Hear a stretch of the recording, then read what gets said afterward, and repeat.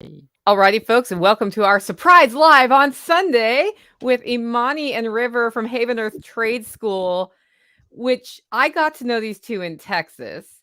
And I never dreamed that they would buy property in Tennessee. So we have an echo somewhere. So we're I going to don't figure hear that it. out. I'll mute Yeah, while you're talking, thank but I you. don't hear it. I think it's YouTube's going in the background. That happens. Anyway,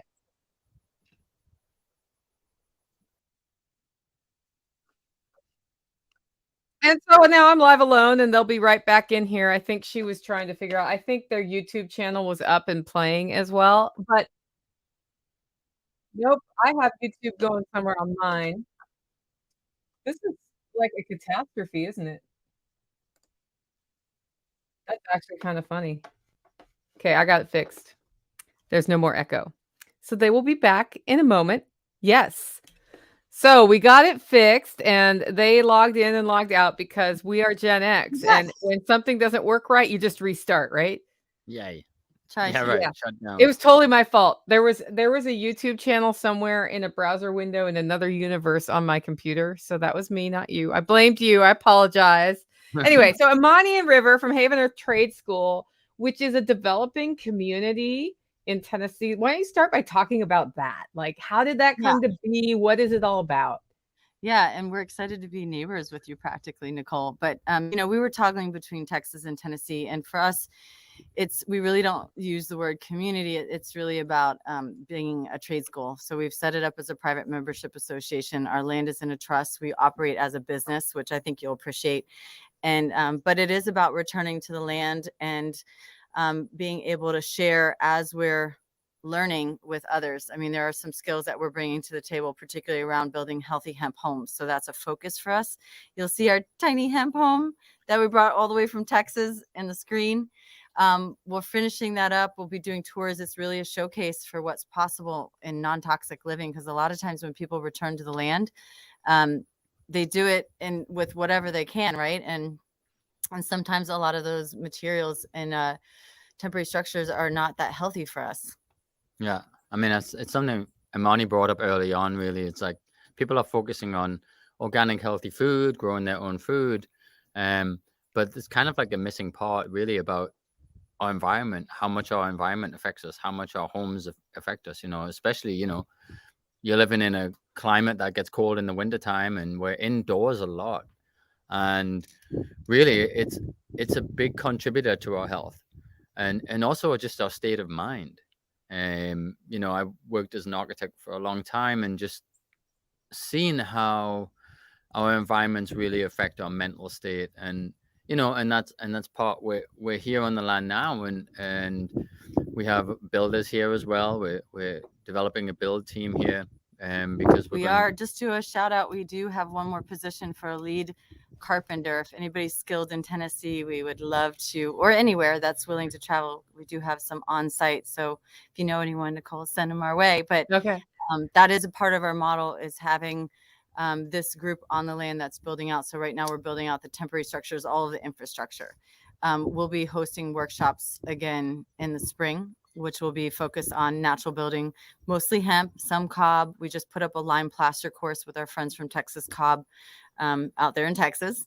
I don't know if you know Simon and Ariel, but they came and had to do some repairs on our tiny home from the long drive. But yeah, it's really an educational model. Right. And I think what's really relevant, and maybe you have more questions, Nicole, but we get on a rant.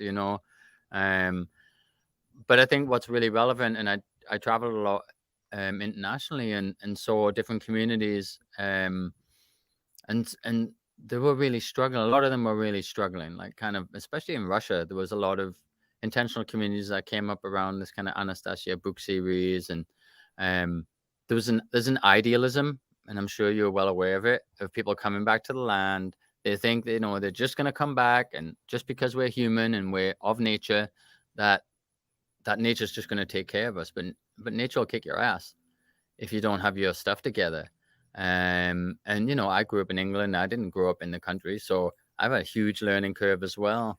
But I think what's relevant right now is that hemp, not only as an agricultural crop, but as like a building material, and the new material that's coming out under the guise of something else actually right now as part of another agenda, this carbon neutral agenda.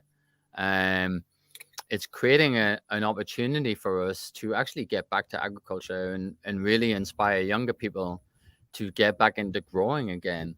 Not that many young people are interested in growing food as a living.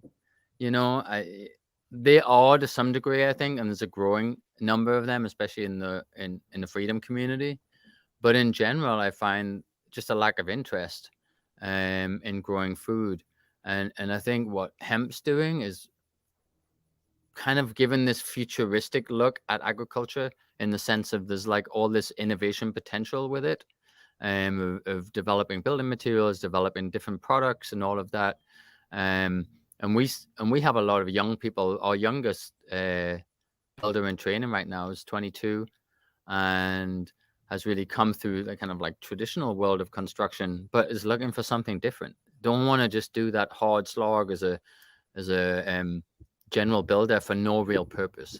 And I think hemp's given people purpose right now, and I'm super excited to be sharing about it. Yeah, something that strikes me about hemp is that when you are creating your homes and your structures with some of these more the new alternative product, which is, to me, it's always amusing because it's also a very old product, right? So we're calling it new, but is it? Yeah, it's kind of new. The thought that you put into the structure and how long you expect it to last is a very long timeline. And when you look at sort of the stick-built homes we have here, it's about 40 years that they last. So what excites me about this model is sort of that long time that people are putting in, and the passion, and how that can really set folks up for generational stability, which is a foundation of prosperity, I think.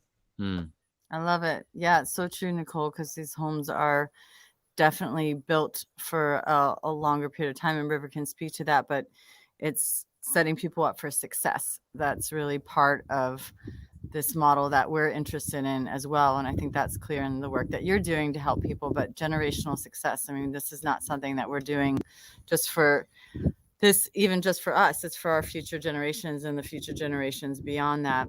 But hemp has been shown. Yeah, I mean, like you said, Nicole, it's not something new, and just like our freedom, it was taken away from us, right? Some time ago, and now it's coming back, kind of ironically at these times when we're actually taking back our freedom, and when we're taking back the power, and it's kind of slipping through the cracks right now because it's seen as part of another agenda. All of the big corporations are jumping on the bandwagon. But I think what's really relevant in what you're saying about it lasting a long time is that it's an ancient type of way of thinking about building, that our homes need to breathe. They need to deal with the moisture. Because the regular world of construction has set everything up to have a short lifespan, right? Like our phones, like our computers, they want us dependent. They don't want people to have their own food systems. They don't want them to have houses that last thousands of years. You know, they want you to be in a box, so you have to keep going out, earning more money to keep staying in the system. So it's an act of defiance in my mind when you build a home that can last generations. And as far as the durability, because we were kind of skipped around that, but I mean, this goes back to antiquity as far as finding this kind of material. They found it in the caves in India, and I mean, maybe speak to the lime part of it and why it is so durable. Yeah, I mean, I think we'll go more into that. I don't want to give away all the little secrets right now because we want people to come. Everybody's going to be there. Some people will be. People to come to the. They'll be happy to hear it multiple times, right? Yeah. Because okay, guys, River and Imanee, they're speaking at Self-Reliance Festival about hemp building and their project down there, which is really exciting. So if you haven't gotten your tickets yet, selfreliancefestival.com is how you get a ticket. But yeah, go ahead and talk about it. Yeah. It's Yeah, one of and those things where we will, for the people that are coming in person, because I know you guys are streaming and there'll be a lot of people that'll be tuning in too, and super excited to be back, Nicole. But we'll be bringing samples of like the innovative products that are out there right now, like the hemp wool for insulation, hemp wood for the flooring. They're right here in Kentucky producing the hemp wool. Just put a processing or a Distribution distribution center center in Knoxville. And then, of course, hempcrete. And there's lots of different ways to do hempcrete. So we'll actually be having some samples. And at some point in the spring, we'll be doing tours of the hemp structures here. But I do think it's important to kind of elaborate on the whole way that what makes it really healthy and the role of the lime in the hemp. Yeah, I mean, it is about the vapor permeability, and lime, hydrated lime, which is kind of an agricultural product in some ways. It's even food grade in Mexico where they're using it to make tamales. It's minimally processed, and they can kiln fire it in a homemade kiln even, to produce the hydrated lime. And unlike Portland cement, which is it's lime that's been highly processed, heated to high degree, and then as soon as it reacts with water, it turns to kind of a rock. But the problem with it is kind of a chemical reaction with cement that degrades over time. But with the hydrated lime, it's such a slow reaction in the process of curing that it actually is kind of like it's calcifying actually. So it's turning back to limestone. And I always imagine this, thousands of years in the future, they're gonna come down in a spaceship, whatever, and find this hempcrete and wonder like where this hempcrete was, how was it formed in the earth, because it's so hard and so durable, because it is essentially it's petrifying. It's a process of petrification. So it's totally different than our way of thinking in our industry, because everything has got to be like super fast, because you've got construction and building timelines and costs and all these things. But there is innovation now in the space to try and make it more accessible in a way. A lot of people in the hemp space would love it to be in the big box stores, and some of them are kind of missing the mark, I feel, in terms of what they're focusing on, which we'll dive deeper into when we talk about it at Self-Reliance Festival. Because I think it's important that we hold this point right now, as this material comes back into the hands of the people, that we philosophically hold a line for its relevancy in the natural building world, in the healthy home world, because it's kind of slip sliding into this carbon agenda where all of them things take a back seat over actually, it just being carbon neutral. Yeah. We're just into the Tennessee weather. I just had like a whole windy blast here, Nicole. So hopefully people can hear right. I was like, last night was our coldest night yet. So we're right on the Georgia line. So I don't think we're as cold maybe as where you are, but we have a lot of learning curves, as River said, and we've been doing a lot of adjusting because we're also really into the food sovereignty piece. So we just started and we had a lot of infrastructure on our lane. Website is havenearth.biz. Oh, is it? Oh, sorry. I found earthhaven.org.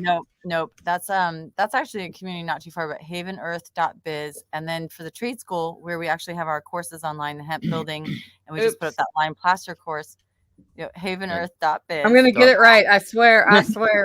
I can probably type too. And then havenearthtradeschool.net is the other one, where they can learn more. The .biz is really River's services as an architect and doing the consulting and blueprints. We have some of those. And the trade school is our online courses and a little bit more about the Haven Village in Tennessee, so people can learn about that.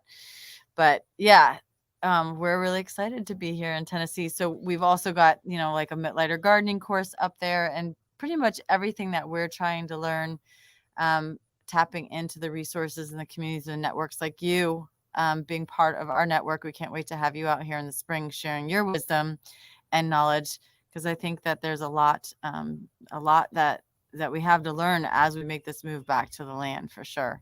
Yeah.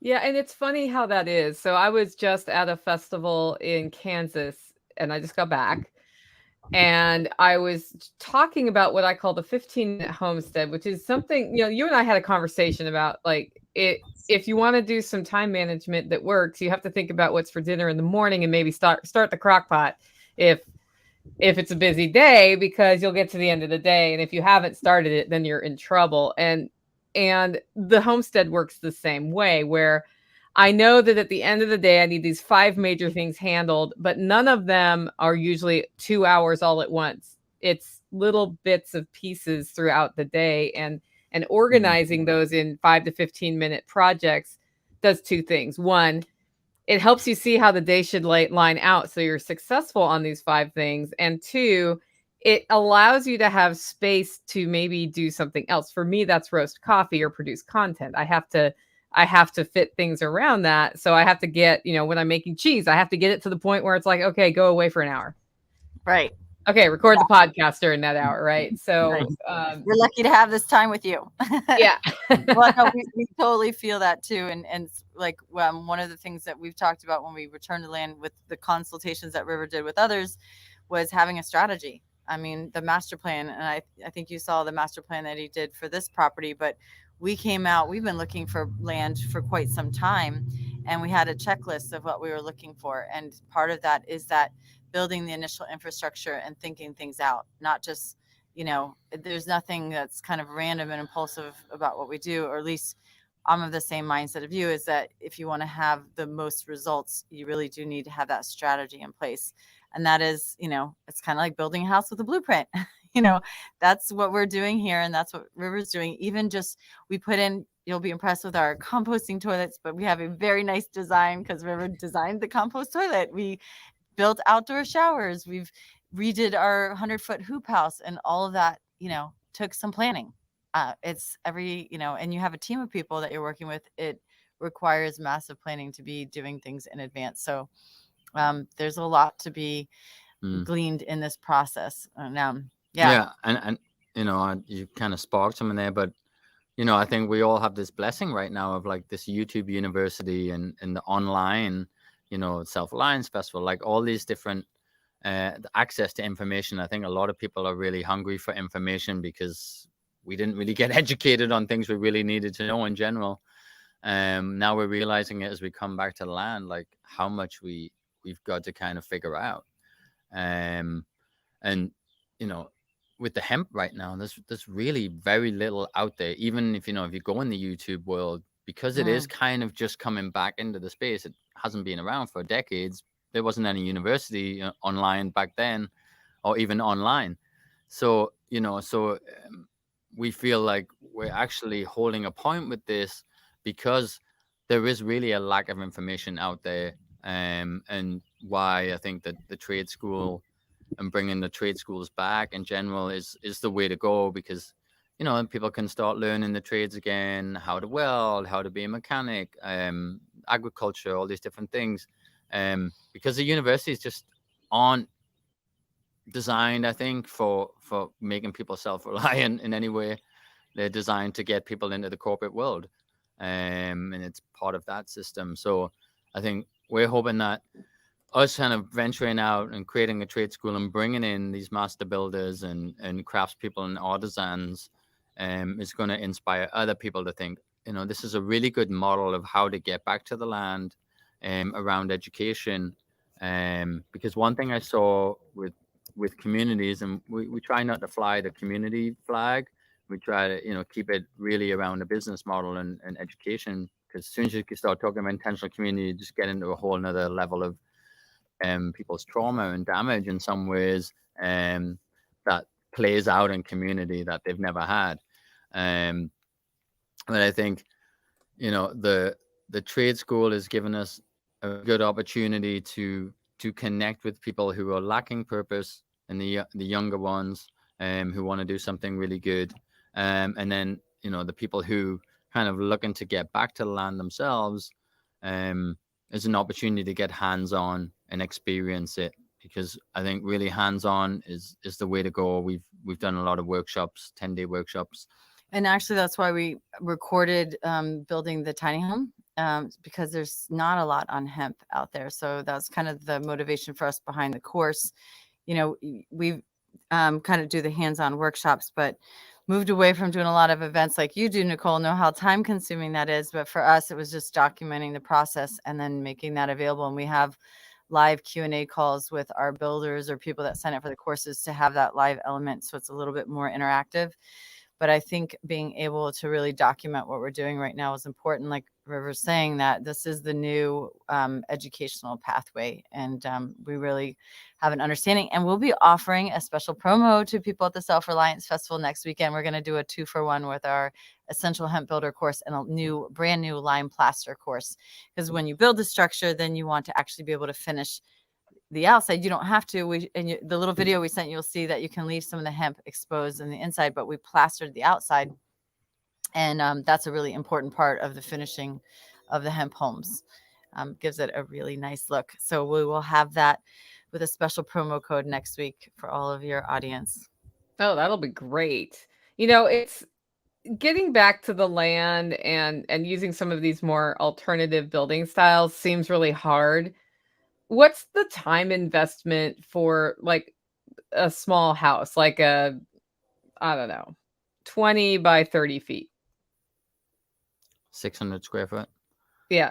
Our one model in the Pioneer Village is 550 or 800 square feet. So our plan is next year we'll be building 12 total. So we've got 6 slated, and that will happen. We're working on the designs and the foundations. So because we have winter, we're not sure how rainy it is. So let's say we start in the spring. With our team of 10, we're planning to have 6 of those done by the fall, right? So, but we're building, right? Like, I mean, really, Nicole, it's not that different in some ways, you know what I mean? From a timeline of regular home, you still need a foundation. You still got to put a roof on it. You still got to do interior walls. You still got to do the finishes and the cabinetry and trim work and stuff like that. It does alleviate, because you're not having to drywall and you're not putting that nasty pink insulation in there and the plywood on the outside and all the, whatever you're putting on the outside. Maybe you're just putting vinyl siding, or maybe you're putting metal roofing, or maybe you're going high end and doing like a nice wood siding or something like that. You're bringing in a whole bunch of different tradespeople to do all of that, unless you're doing it yourself, of course. And with the hempcrete, I think what's great is like, because there is an opportunity for people to learn, we can pull people in to do that hemping part, kind of like a modern day barn raising, like the cob workshops and stuff like that. I would say it's faster than cob. Cob's way labor intensive. It's a heavy material. It's kind of, it's a hard slog basically. With the hempcrete, actually, it's quite an enjoyable process, kind of like oatmeal, because it's pretty lightweight. Pretty much anybody can do it. Obviously, as you get higher up on a wall or something in the scaffolding, maybe not everybody's comfortable, but we can hemp a home, like you could hemp a home that size in a couple of weeks. Yeah. And somebody's asking how much hemp for an 800. Yeah, I was going to get that up. So how much hemp do you need to build an 800 square foot building? Definitely depends, because you could do hempcrete floor and you could do hempcrete in your roof. Let's just say it's your walls.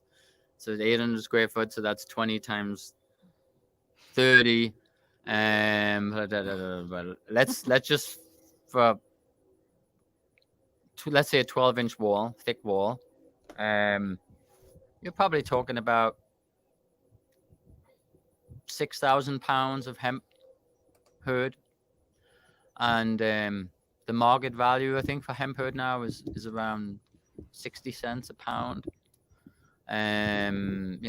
We get some good shipping right now. We get some good deals. Shipping's a challenge, but that's why we want a processor here in Tennessee. Is what we're hoping to get more of the local farmers switching over to grow industrial hemp. And that's why we were toggling back and forth between Texas and Tennessee, where industrial hemp is coming online. That's the great thing about Tennessee, is it's positioned to help farmers get back and regenerate the land at the same time with the industrial hemp, rather than the other kind of CBD crops, which is completely different product. So we're really excited to see that happening in Tennessee and want to encourage that and put the trade school here for that reason, so that we could really support the growing of that economy on a local level. Right. Let's say about 1 acre of hemp, industrial hemp, is about enough for 500 square foot So for 1,000 square foot, you're looking at a couple of acres of hemp.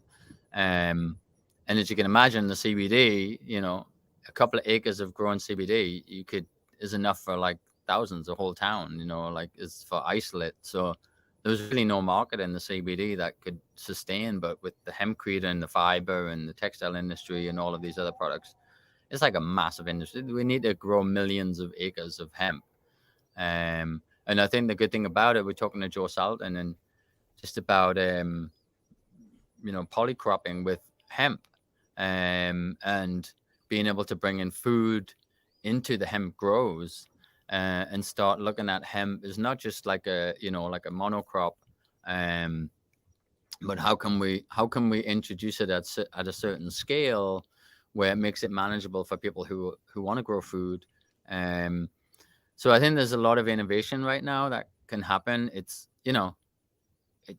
going towards the industrial and towards monoculture, which has its benefits, right? Because it doesn't require the pesticides. It's kind of antifungal. It does still require some herbicides, but it's drawing out the toxins out of the soil, which is cleaning the soil that's been kind of weathered and damaged and poisoned by regular agriculture. And I think it's shifting the farmers' mindsets as well, because they don't really like to be using all the chemicals.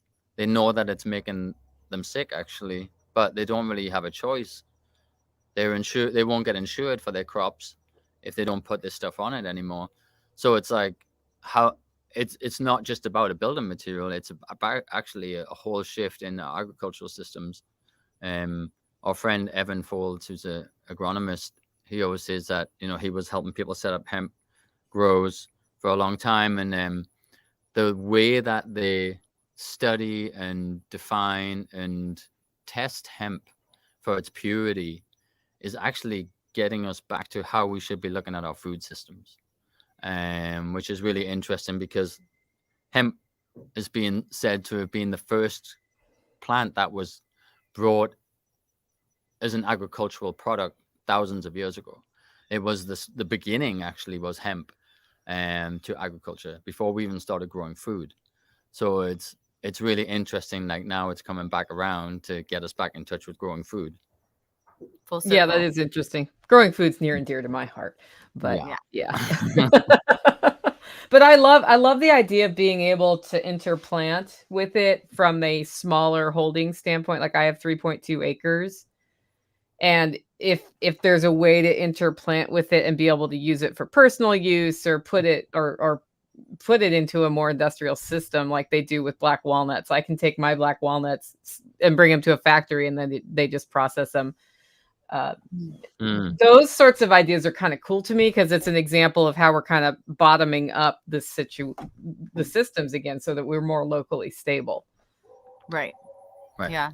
There's a lot there to unpack with hemp. It's definitely, and it's not something that's going to go away. I mean, this is, especially with the green agenda that's rolling out. But for us, it's really about keeping the power in the hands of the people, and not having it be hijacked. And so for us, as many people as we can educate about hemp and starting to grow, even if it's on your small, plots or acreage, that will start growing the awareness, because